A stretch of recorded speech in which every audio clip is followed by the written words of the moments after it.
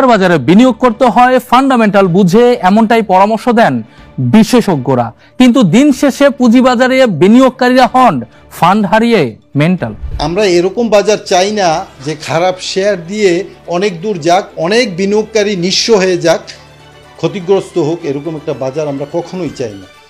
ভালো বাজার আশা করি, এবং ভালো বাজার যদি ভালো শেয়ার দিয়ে হয় সেটা অনেক ভালো। এখানে ফান্ডামেন্টাল কিছু জিনিস থাকে যে এটার উপর ভিত্তি করে একটা স্বপ্ন থাকে। দেখা যাচ্ছে যে ফান্ডামেন্টাল বলে এখানে কোনো কিছুরই ঠিক থাকছে না।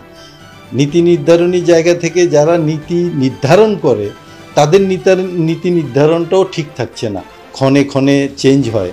তাতে করে কি হয়, এই বিনিয়োগকারীরা যে আশা, যে স্বপ্ন নিয়ে মার্কেটে আসে, তা কিন্তু এতটা ক্ষতিগ্রস্ত হয় বিনিয়োগকারী, যেটা ভাষায় প্রকাশ করার মতো না। হয়তো আমাকে দিয়ে আমি বুঝতে পারি যে এই পরিবর্তনের কারণে ভালো শেয়ারে থেকে ভালো কিছু না পাওয়ার যে বেদনা, আমার মনে হয় না অন্যান্য দেশে বা অন্যান্য পুঁজিবাজারে এরকম সমস্যা আছে কিনা। হয়তো আমরা ওই স্টেজে যেতে পারিনি, আমরা ওই অবস্থায় আমরা পৌঁছতে পারিনি।